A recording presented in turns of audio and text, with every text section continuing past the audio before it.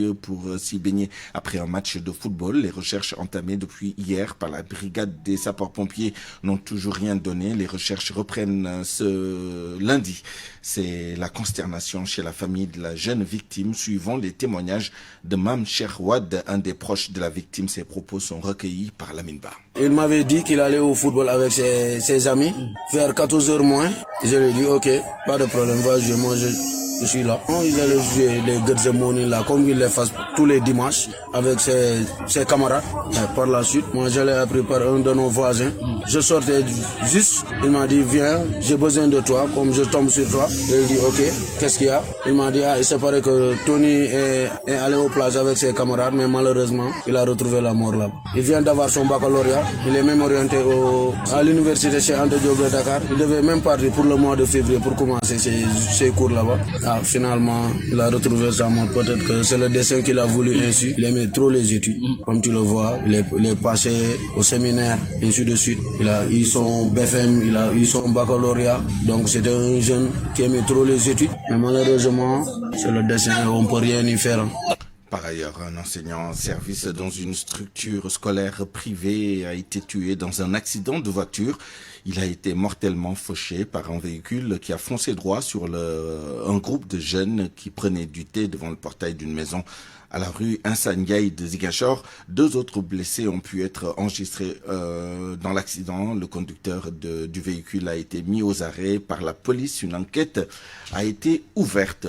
Restons à Ziguinchor, maison d'arrêt de correction. Plus de 70 détenus ont entamé ce matin une grève de la faim. Parmi eux, des détenus dits politiques et d'autres pour des raisons différentes. Ils protestent contre les longues détentions préventives, la tenue très irrégulière des chambres criminelles et correctionnelles ou encore les conditions dégradantes de détention. Ces détenus qui ont entamé la diète ont promis d'aller jusqu'au bout de leur logique pour contraindre les autorités à prendre en charge leurs doléances. Reportage Lamine Ba.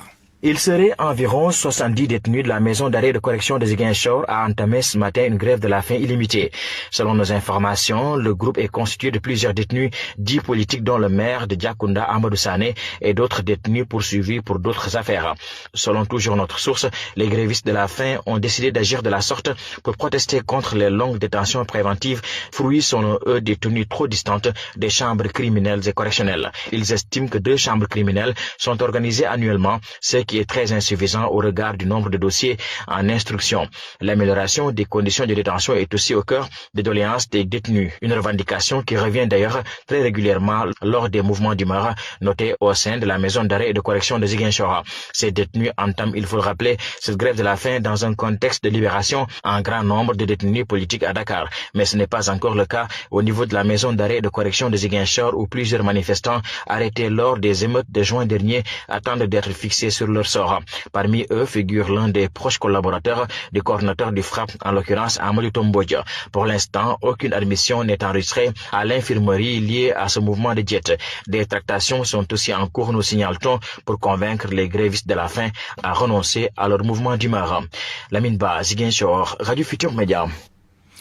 Allons maintenant à la maison d'arrêt de Rebeuss. 2 détenus ont été libérés depuis ce matin dans le cadre de la décrispation de la situation politique, d'après les témoignages recueillis sur place. Des familles continuent d'attendre et d'espérer voir leurs proches sortir de prison. À côté, des anciens détenus sont passés récupérer leurs affaires. Mamadou Sy a fait un tour à la maison d'arrêt de Rebeuss ce matin. Devant la prison de Rebeuss, des proches et des parents attendent une éventuelle libération des détenus. Pape Diène Paye, retraité, fait le pied de grue depuis vendredi. Il espère revoir son fils emprisonné, voilà déjà 6 mois.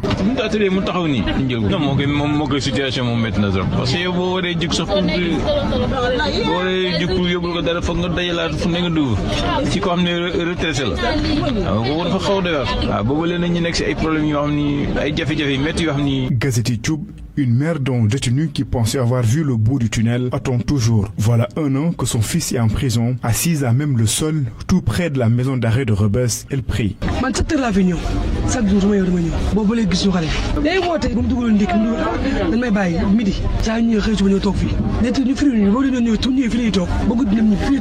Devant la porte de Rebeuss, des anciens détenus sont aussi venus chercher leurs affaires. À leur sortie, le temps ne le permettait pas. Jean est parmi eux.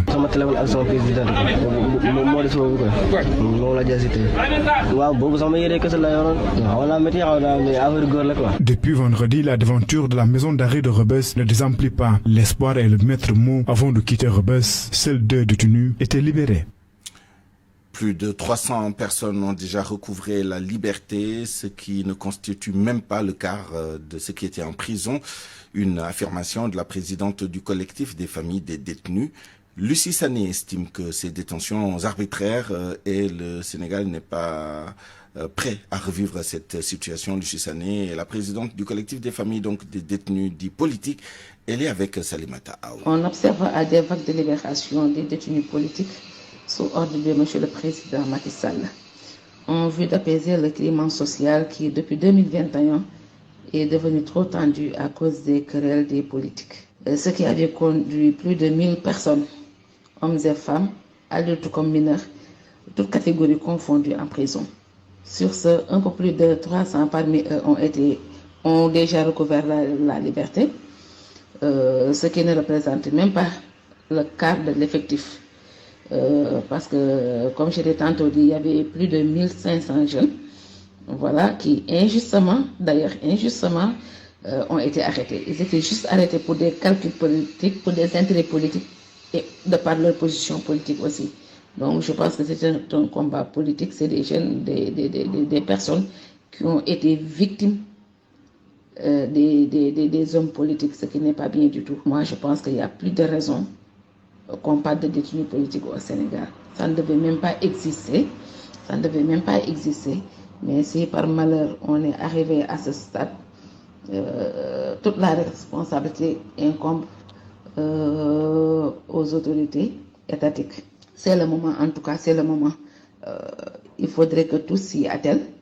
Ils sont en train d'être suivis sur le plan médical et psychologique.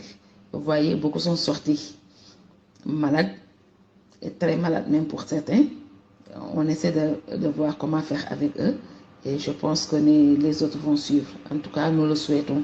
Et puis le forum du justiciable qui se fait l'avocat de Maître Moussa Diop, actuellement en prison. Cette organisation de défense des droits humains demande la clémence pour le leader du parti AG Jotna dans le cadre de la décrispation.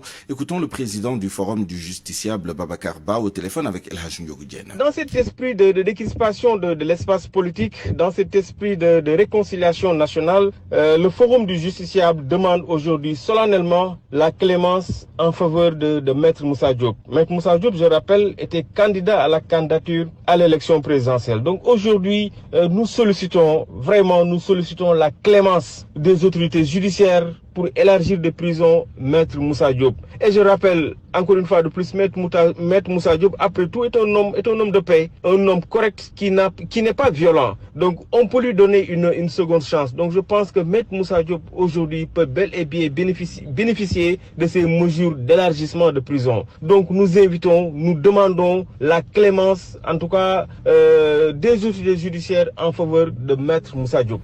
L'avocat Maître Moussa Diop, je vous le rappelle, est incarcéré depuis décembre dernier pour offense au chef de l'État, diffusion de fausses nouvelles et actes ou manœuvres de nature à compromettre la sécurité publique. Entre autres, son arrestation fait suite à ses déclarations sur un supposé contrat pour l'exploitation du diamant dans le nord du pays.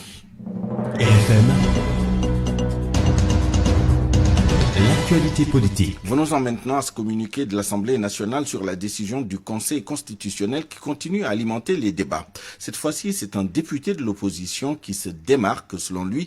Parler de remise en cause du pouvoir constituant relève d'une malhonnêteté intellectuelle et c'est ridicule et grotesque. Ainsi s'explique Aïb Dafé. Le parlementaire estime que ce communiqué démontre une dérive institutionnelle. Les précisions avec Boubacar Dia. Aïb Dafé ne se retrouve nullement dans le communiqué de l'Assemblée nationale, aussi bien sur le fond que sur la forme. Le député du groupe parlementaire Yewwi Askan Wi regrette une inculture juridique et une immaturité politique. Je m'explique puisque déjà dans le communiqué on parle de revirement jurisprudentiel. Ce n'est pas un revirement jurisprudentiel puisque le Conseil constitutionnel avait déjà pris cette jurisprudence en 2005. Dans une décision de 2005, le Conseil constitutionnel s'était prononcé en ces mêmes termes. On aurait pu parler de renforcement jurisprudentiel ou de confirmation jurisprudentielle. L'autre point également, il parle de remise en cause du pouvoir constituant. Et ce qui est complètement faux puisque le Conseil constitutionnel n'a fait qu'interpréter la Constitution. Et ladite constitution a été adoptée par référendum en 2001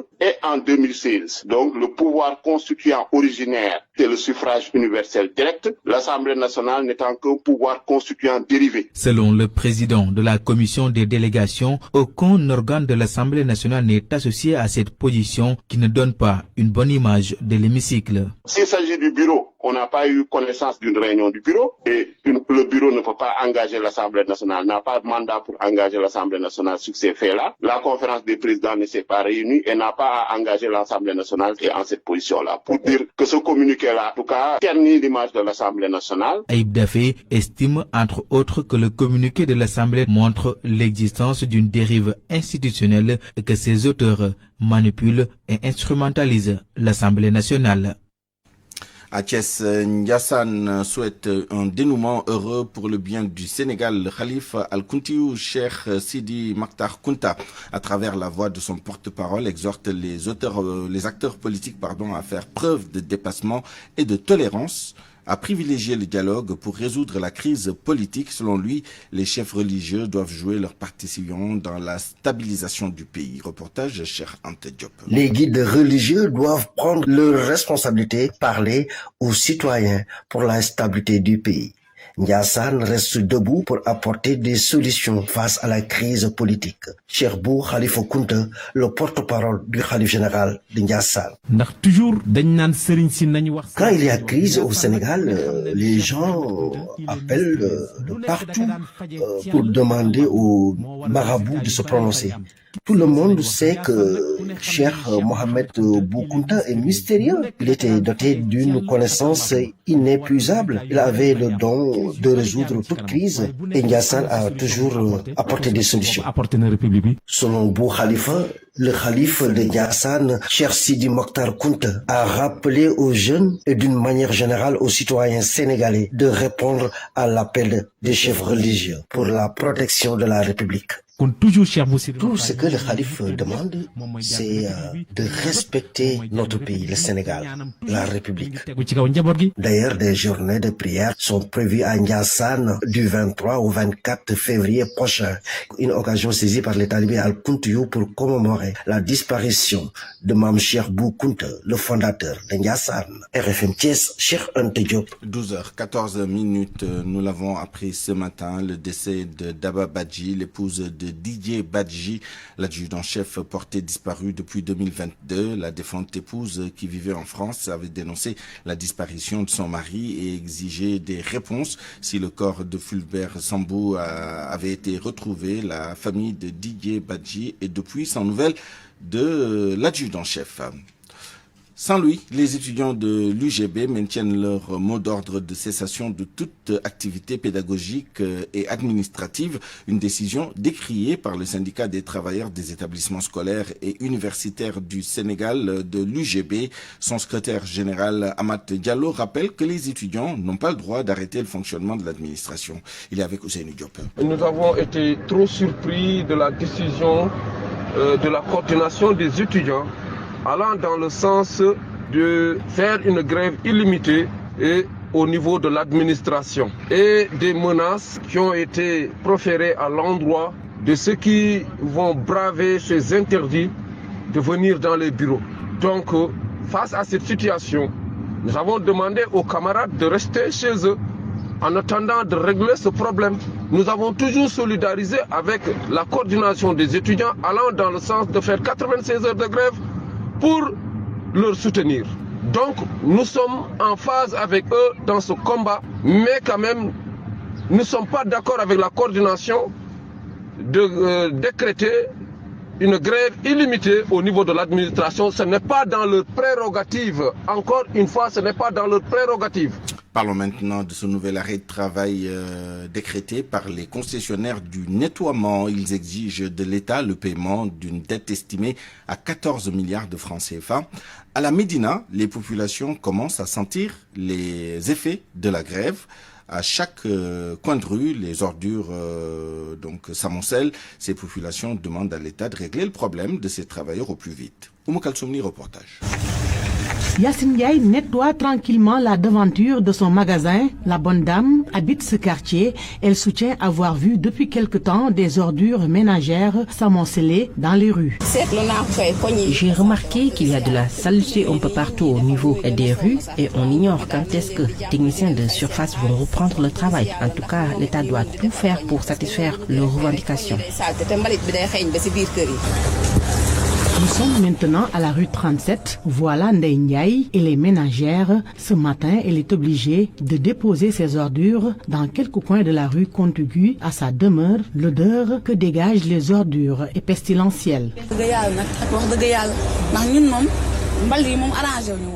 Cette grève n'arrange personne, vous voyez, ça sent mauvais ici. En plus, il y a des mouches et des moustiques partout qui commencent à envahir le quartier. Et vous voyez aussi les enfants qui jouent juste à côté. Partout qui commencent à envahir le quartier. Et vous voyez aussi les enfants qui jouent juste à côté. Partout qui commencent à envahir le quartier. Et vous voyez aussi les enfants qui jouent juste à côté.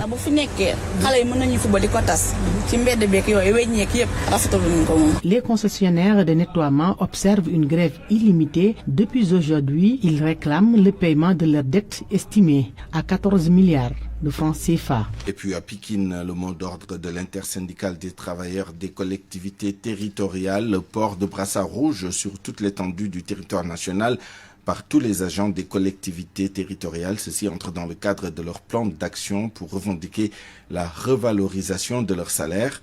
En point de presse ce matin, ces travailleurs ont entamé une grève de 96 heures à partir de demain.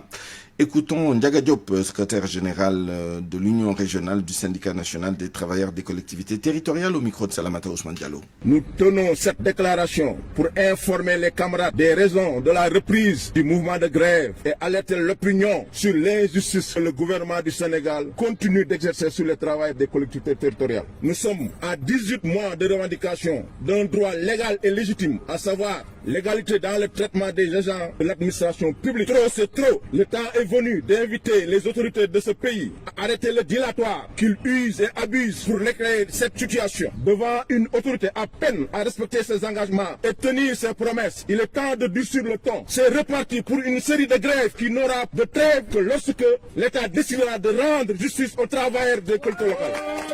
Nous interpellons d'ores et déjà le Premier ministre, le Président de la République. Nous n'attendons qu'une seule chose, la signature et texte d'application pour une effectivité des augmentations salariales. Le mot de jour, c'est de faire une déclaration et de porter des brassards rouges sur toute l'étendue du territoire. Manifester notre mécontentement à l'endroit de l'État du Sénégal. À partir de demain, qu'est-ce que vous allez faire? À partir de demain, nous allons observer une grève de 96 heures, renouvelable à 120 heures la semaine prochaine. L'actualité internationale. Le journal international avec vous, Georges Détié-Diop. Bonjour. Bonjour Souleymane, l'on démarre par... de la sous-région au menu d'un sommet extraordinaire de la CEDEAO cette semaine. Selon RFI, la rencontre est prévue samedi prochain. Elle intervient après que le Mali, le Burkina Faso et le Niger ont créé l'AES, l'Alliance des États du Sahel, en septembre et se sont retirés de la CEDEAO. Abdoulaye Nour. Le retrait annoncé du Mali, du Niger et du Burkina Faso de la CEDEAO sera le principal sujet du prochain sommet extraordinaire d'Abuja. Les chefs d'État des pays membres de la CEDEAO vont examiner les avantages et les inconvénients du départ de ces trois pays qui ont créé en septembre l'Alliance des États du Sahel, AES. Selon une source proche de la commission de l'institution régionale, cette prochaine rencontre a pour objectif de tendre la main à ces trois pays pour qu'ils restent dans l'organisation. C'est pourquoi la première question du sommet sera centrée autour des sanctions contre le Niger. Des chefs d'État comme le Togolais Faure Gnassingbé demandent la levée des dites sanctions. Autre sujet de discussion, la situation au Sénégal, secouée par une crise politique. Au Mali, la situation humanitaire reste préoccupante au nord et au centre. Les blocus des routes d'approvisionnement menant aux villes de Menaka, Gao, Douenza, Tombouctou et Kidal aggravent la crise alimentaire et sanitaire dans ces régions. Alors, quelle solution face à cette situation? Tentative de réponse avec Zanga Abdoulaye Ouattara. Docteur Amadou Touré est chercheur en sciences politiques, paix et sécurité. Il affirme que l'État doit envisager le dialogue avec tous les acteurs de la crise. Que l'État intervienne par des sensibilisations.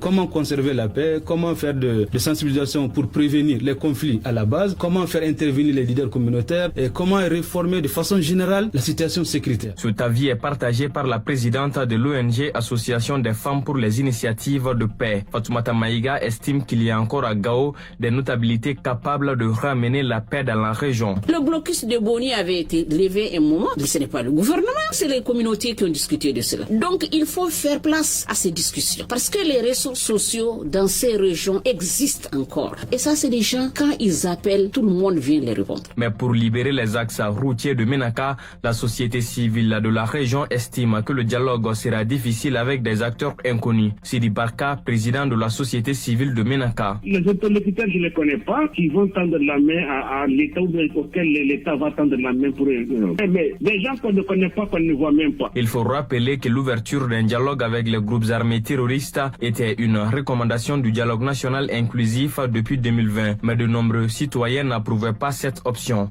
Zanga Abdoulaye Ouattara, Bamako, Radio Futur Média. Émigration irrégulière, la marine marocaine intercepte une pirogue de migrants. À bord, 141 personnes qui tentaient de traverser l'océan Atlantique.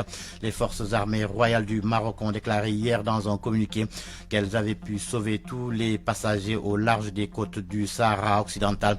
Les 141 personnes sont toutes originaires d'Afrique subsaharienne et avaient probablement embarqué plus d'une semaine auparavant en Mauritanie. En Italie, le renvoi de migrants en mer vers la Libye déclaré illégal par la plus haute cour d'appel. L'arrêt qui a été déposé au début du mois a été qualifié de définitif. La Cour de cassation a également confirmé la condamnation du capitaine de l'assaut 28 à 1 an de prison. Le propriétaire de ce remorqueur italien avait en 2018 secouru 101 migrants à bord d'un canot pneumatique avant de les renvoyer en Libye. Israélo-palestinien, la Cour internationale de justice statue à partir de ce lundi sur l'occupation israélienne. 6 jours d'audience historique sur les conséquences juridiques de l'occupation prolongée des territoires palestiniens. Plus de 50 États vont défendre leur position. Lors de l'ouverture ce matin, le chef de la diplomatie palestinienne n'a pas été tendre avec Israël.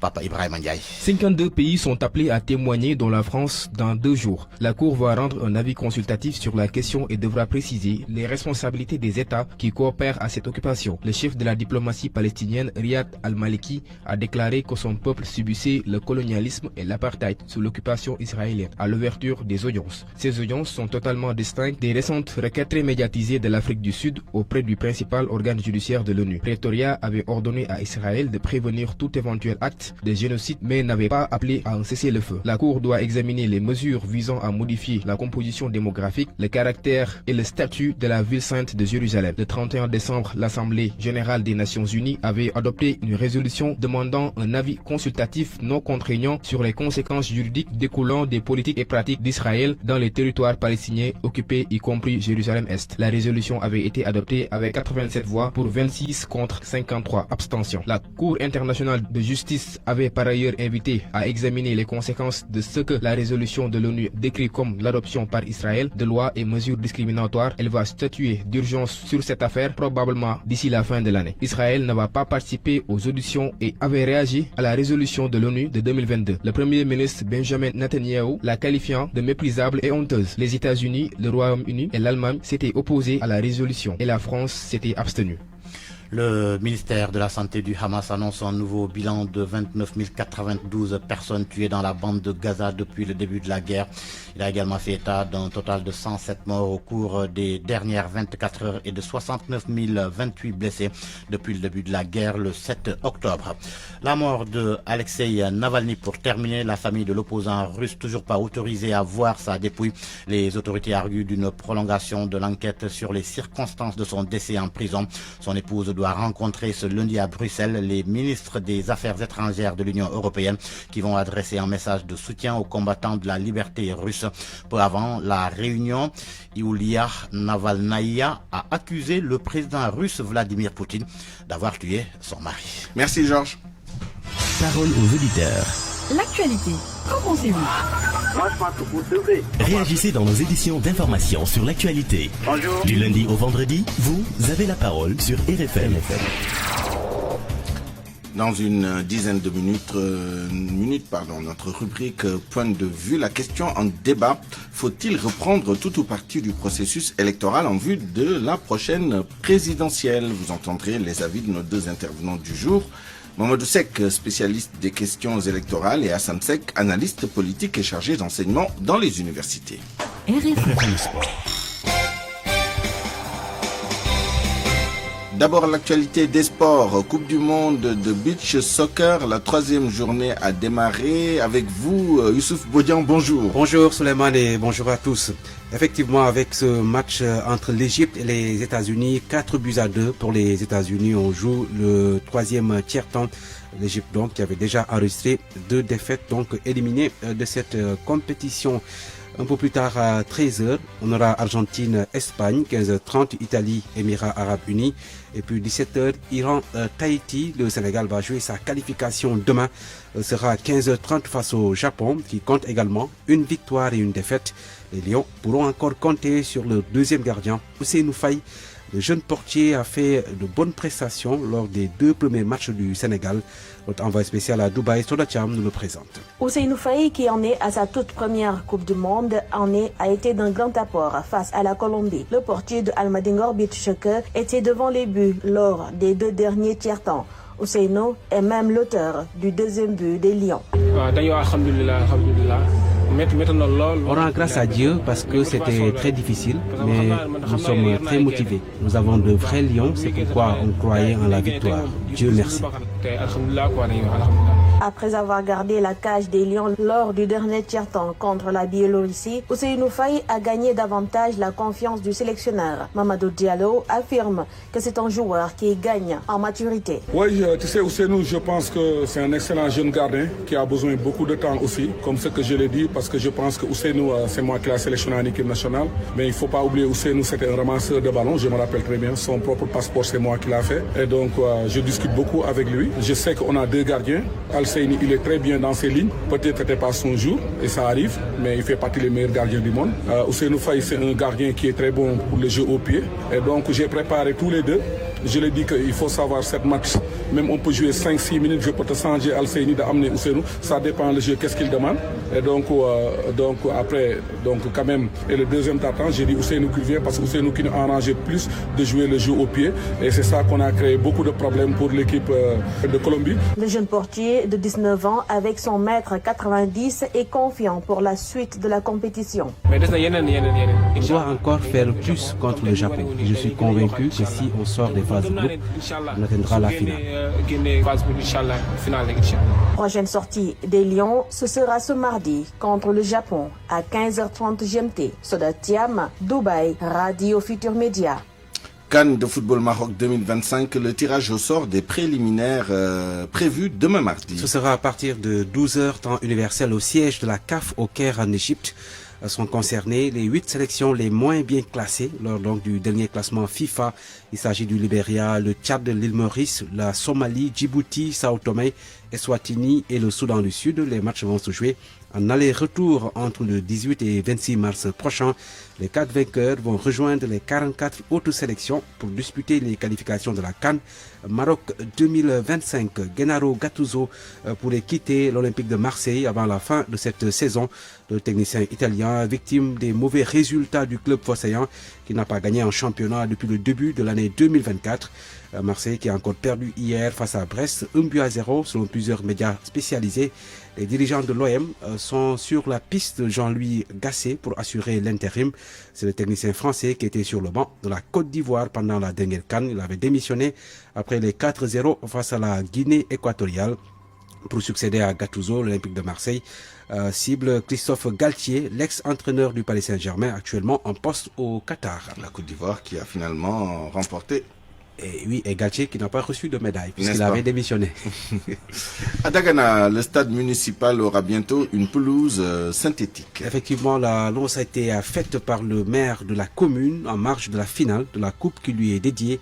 La capacité de la tribune sera également augmentée ainsi que l'éclairage. Omar Sarr, le maire de Dagana, est avec Mamadou Diagne. Au niveau du stade communal, nous avons pensé qu'il faut quand même augmenter la tribune, avoir au moins une double ou une triple tribune et ensuite chercher le gazon. On est en train, il y a des partenaires qui nous proposent donc des gazons synthétiques souvent qu'on nous propose. Mais je pense que d'ici 6 mois, nous aurons à peu près les moyens de renforcer véritablement le stade communal.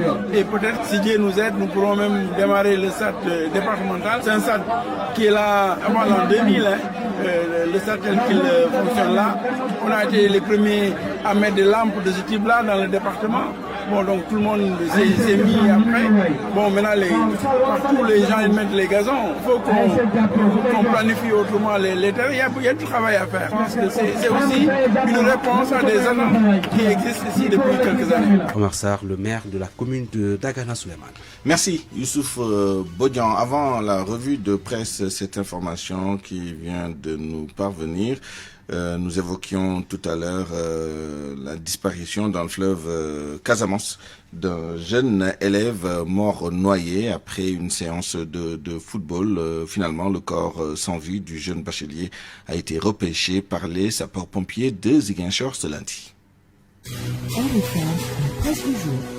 Rapido et leur sticker rechargeable, direction de la santé mère-enfant, vous offre votre revue de presse. La presse de ce lundi 19 février 2024 passée en revue par Mohamed Ali Mouba. Bonjour. À la une présidentielle, Macky Sall toujours à la recherche de la date consensuelle. Macky entame ses consultations, titre le quotidien. Le corps électoral fixé à l'issue des échanges. Et le moins que l'on puisse dire, c'est que c'est loin d'être facile. Car même dans l'opposition, on est divisé. Vox Populi informe ce matin que Diomaye est président et exige la tenue du scrutin avant le 2 avril, tandis que Gakou propose le 3 mars. La société civile est pour début mars, mais Karim Wade et les candidats spoliés, eux, restent intraitables sur une reprise intégrale du processus électoral. Et pour ne rien arranger, les candidats retenus ne s'entendent pas non plus sur une posture commune. L'observateur note en tout cas que c'est une équation à plusieurs inconnus qui s'annonce au-delà du 2 avril prochain. Fin de mandat de l'actuel locataire du palais. Selon le juriste Ahmed Ndiaye, au-delà du 2 avril, Macky ne peut plus prendre aucune décision. On va droit vers ce qu'on appelle un tsunami. Moundiaye Sissé, lui, a donc d'Arsounou élection annonce des concertations avec les candidats sur la question de la date. Robert Bourgi, avocat et conseiller politique, avertit sur une éventuelle vacance du pouvoir. La concertation est en marche, quoi qu'il en soit, notre enquête. Selon Atepa Goudiaby, Sonko a demandé des gages, notamment la libération des détenus, la démission du président et le choix d'un président intérimaire pour organiser l'élection est agité aussi. C'est le moment que choisit Malick Gakou pour sortir du bois. Il est sur la liste publiée par le Conseil constitutionnel, mais il plaide pour des candidats comme Karim Wade et Rose Wardini. Inadmissible que tout ce beau monde soit exclu du processus de la course au moment où d'autres sur la liste définitive ne sont pas exempts de reproches. Sur ça, on parle alors de Big Show de Gakou, en tout cas pour la tenue de la présidentielle avant le 2 avril. Le professeur Felwine Sarr prône le maintien de la mobilisation. Arsounou élection continue de garder la posture de vigie. Selon Sud Côté quotidien Ars une élection a réussi son test samedi dernier. Selon Source, un monde fou exige la tenue de la présidentielle dans les plus brefs délais. La libération des détenus, le sujet est à la une du journal Les Échos avec cette question. Peuvent-ils bénéficier d'une indemnisation? Le journal a requis l'éclairage d'un avocat à la cour, Maître Amadou Diallo. Selon lui, aucune forme d'indemnisation n'est possible. Il n'y a pas eu de jugement. Ils ont bénéficié de ce qu'on appelle une libération d'office du parquet qui en a fait la demande selon le journal Enquête. Pourquoi le juge Cheikh Ndiaye n'a pas signé la décision du Conseil constitutionnel? La raison est connue selon Source. Mon confrère note que c'est parce qu'il était en déplacement, donc hors du Sénégal. On termine par du sport à la une. Les Lions du Bush-Soccer qui rugissent et font plier la Colombie 5-3. Ils se relancent du coup, note le journaliste Stade Quotidien. Mon confrère note qu'ils sont repartis après une entrée en matière pas du tout réussie. Rapido et leur sticker rechargeable. Direction de la santé mère-enfant vous ont offert votre revue de presse. Point de vue. Regard croisé sur l'actualité du jour. 12h36. Bienvenue dans Point de vue. Nous allons débattre de la question suivante. Faut-il reprendre tout ou partie du processus électoral en vue de la présidentielle? Et pour tenter de répondre à cette question, nous sommes avec nos deux intervenants du jour. Je commence avec M. Mamadou Seck, spécialiste des questions électorales. Mamadou Seck, bonjour. Bonjour. Nous sommes également avec M. Hassan Seck, analyste politique et chargé d'enseignement dans les universités. M. Hassan Seck, bonjour. Bonjour Soleiman. Alors, depuis la publication de la décision du Conseil constitutionnel la semaine dernière, le débat fait rage sur la suite à donner à cette décision quant à la date précise ou approximative de l'élection. Au total, quant à la suite à donner au processus qui avait démarré depuis des mois. Mamadou Seck, quelle lecture vous faites de cette décision sur ces deux questions-là? Quelle est la suite à donner? Alors, c'est d'abord vraiment une bonne nouvelle pour la démocratie sénégalaise et l'état de droit, comme j'ai eu à le dire par ailleurs.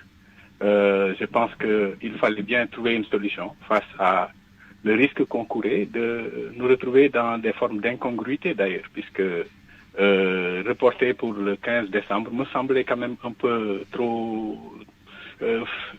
c'était quand même assez inquiétant, parce que ça nous mettait dans une forme d'instabilité et potentiellement de vacances. Donc... vous en parlez au passé, ça veut dire que pour vous c'est exclu? À mon avis, aller au 15 décembre, faudra même dire c'est dans un an en réalité. On ne serait pas dans les meilleurs délais, disons. Ah non, parce que si vous faites le calcul, le 15 décembre, on va vers 3 semaines de campagne. On se retrouve vers, voyez-vous, on sera déjà vers en 2025. En 2025. Ensuite, si on va vers un second tour, potentiellement, ce sera pour 2 semaines encore de campagne. On se retrouve presque, c'est dans un an en réalité. Ça, c'est un élément. L'autre élément qui bat en brèche justement l'argumentaire qui a été brandi par rapport aux fêtes religieuses, mais on sera dans les fêtes de Noël et de jour de l'an pour nos amis chrétiens. Donc finalement, c'est chercher à trouver une solution alors qu'on crée d'autres problèmes. Mon avis est que le Conseil constitutionnel nous a proposé une demi-solution. Et que maintenant, il faudra que nous puissions faire preuve de consensus, dialogue, etc., pour arriver à trouver la moitié de solution et arriver vers une bonne solution qui nous permettra d'entrer dans le délai du 2 avril pour vraiment rester dans le calendrier républicain. Alors, quelle que soit la date, Hassan Seck, faut-il reprendre l'ensemble du processus, y compris le parrainage, définir une nouvelle liste de candidats, etc. Ou faut-il continuer le processus là où on l'avait arrêté, à partir de là où on l'avait arrêté, pardon? Suleiman, je pense que ce qu'il faut noter et qui est très important dans la décision du Conseil constitutionnel et qui fait toute la portée véritablement de la décision, c'est que aucune institution, aucune personne ne peut au moins poser un acte ou bien par un truchement quelconque proroger le mandat ou en tout cas augmenter d'un seul jour, d'une seule minute ou d'une seule seconde. Il n'y a pas d'équivoque là-dessus, effectivement, dans la décision, ni dans la Constitution d'ailleurs. Donc ça, c'est une question de principe. Cela veut dire quoi? Cela veut dire que dans la décision du Conseil constitutionnel, la seule issue qui nous est offerte, c'est de devoir tenir des élections et de devoir élire un président avant le 2 avril. Il n'y a pas d'autre solution.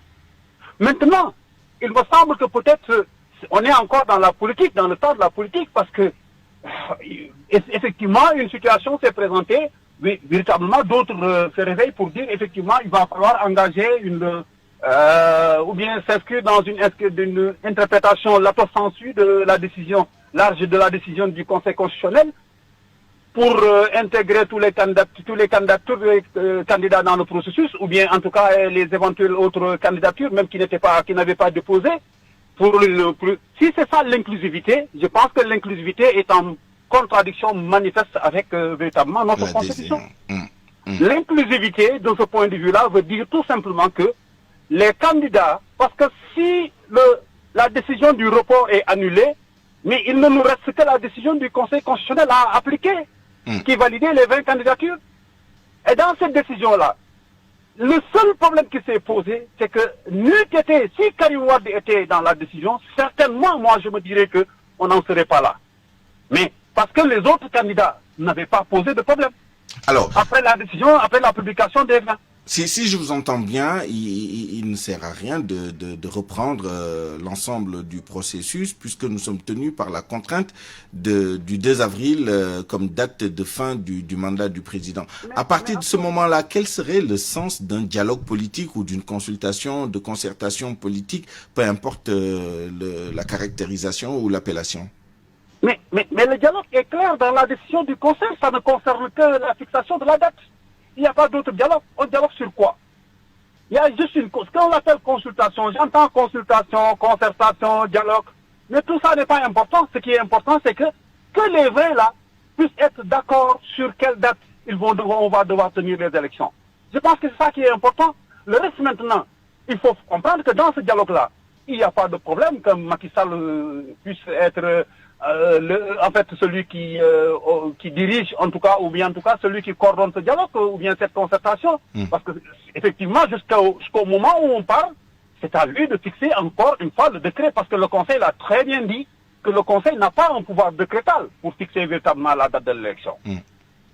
Très bien.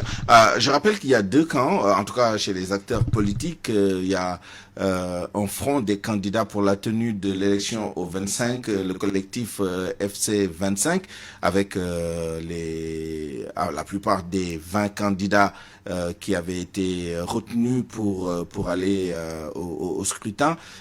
Et eux, ils sont pour la continuation du processus qui avait été interrompu par ce fameux décret présidentiel. De l'autre côté, il y a les candidats qui avaient été recalés, qui sont réunis au sein du Front démocratique pour une élection inclusive, y compris donc le PDS et la plupart des candidats qui avaient été recalés au niveau des parrainages. Mamadou Seck, hier il y a eu ce communiqué qui a fait beaucoup de bruit de l'Assemblée nationale qui, à la suite du président de la République, prend acte de la décision du Conseil constitutionnel et appelle au dialogue, tout en disant quand même que